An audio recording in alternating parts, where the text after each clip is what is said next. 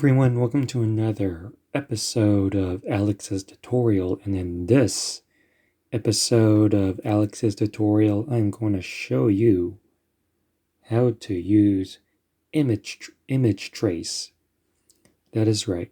In this episode of Alex's tutorial I'm going to show you how to use image trace and how to incorporate that feature in Adobe Illustrator in your design. So if you like this type of content where I show you how to use Adobe Illustrator and the nooks and crannies of Adobe Illustrator, be sure to like, share, and subscribe.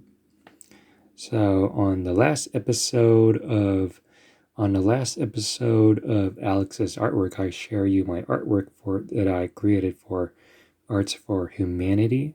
I'll link up a video in a description video card on a video that you're watching here and show you my design process behind this and how I used image trace. So let's go ahead and show you what is image trace, show you how to image trace a photo.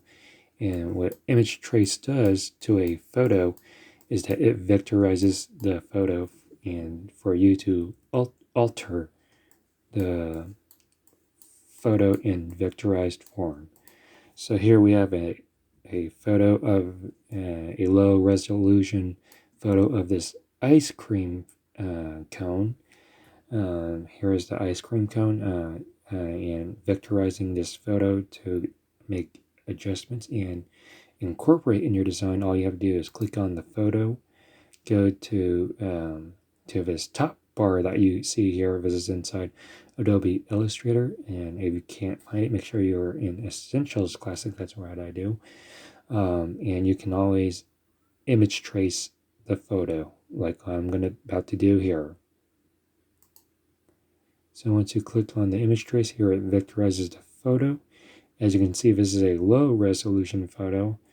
It appears that I don't have a better resolution photo, but if I did have the if I do have a better resolution, it will turn out to this type of vectorization. So going back to the photo that I used, you can always, under image trace, there's this arrow tracing presets. You can always vectorize it in many different ways. You can vectorize it into a high fidelity photo, low fidelity photo, free color, 6 color, 16 color, shades of gray, black and white, logo, sketch art, silhouette, line art, and technical drawing. So let's see what this does for a vector, for a high fidelity photo. Here, this is what it does to the photo. It vectorizes this low resolution photo. So instead of using image trace, you can always use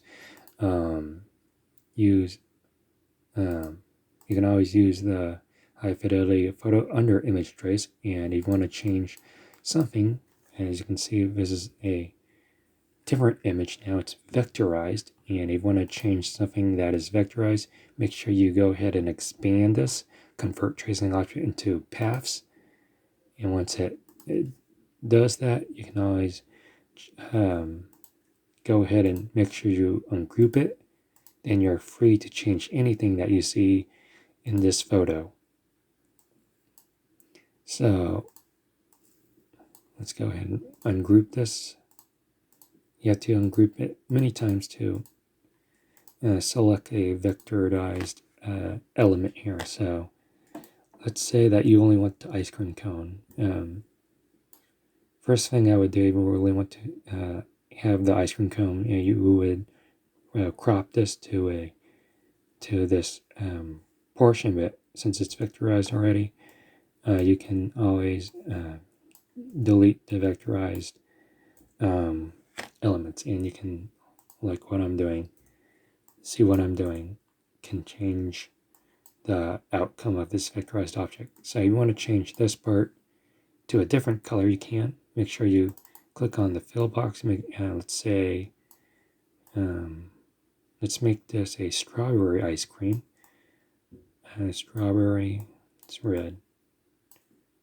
Strawberry ice cream cone, you can make that happen. And you can always add shade, but it will take a lot to process this. So that's why image trace, using the default image trace, is the best idea in order to have this type of outcome.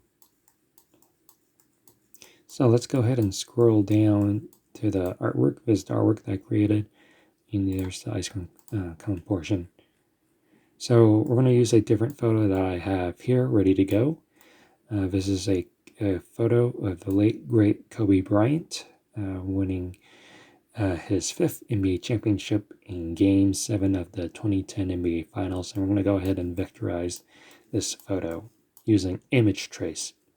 So as you can see here, this is a JPEG image. You can always use a TIFF or PSD, but for here, you can always image trace this as default, and this is what you get.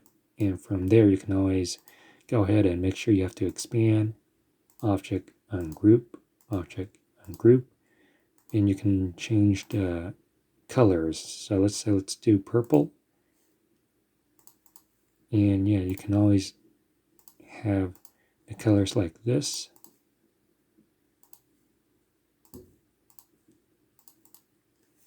And this is a simple method in vectorizing photo and seeing what you can do.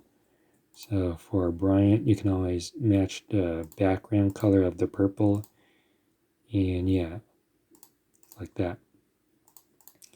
So if you want to change the entire color, I did another tutorial which is using the magic wand tool. You select on this color and you can always change it to yellow, to gold, that I mean. And here's the outcome. And for white, you can do the same thing, use the magic wand tool. It selects the entire thing that is white, and you can always change it to purple.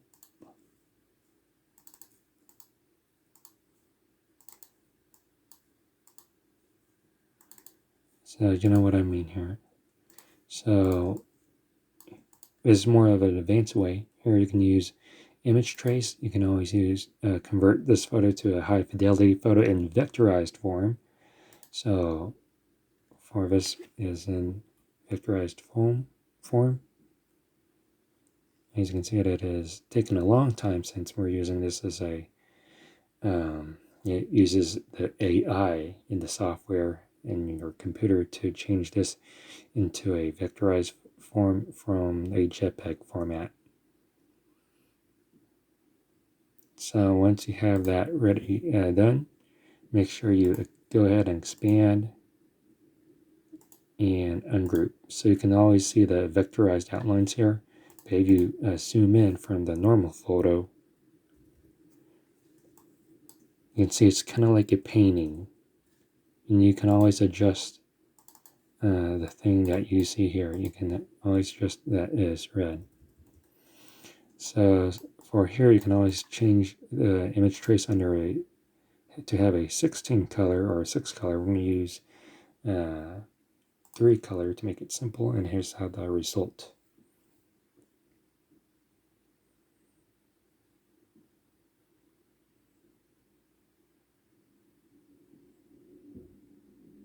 So yeah, so you can always change the photo using the magic wand tool.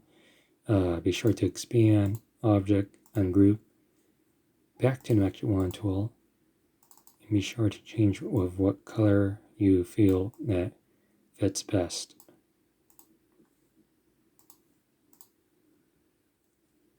And yeah, so those are many examples that I want to share with you, and that will do it for this episode of Alex's tutorial. If you like this video, please give this video a huge thumbs up. Comment below when you think about this tutorial. Make sure you subscribe to my YouTube channel and be sure to come my other YouTube content that's on this channel. And thank you for watching Alex's tutorial. And I'll see you on next one.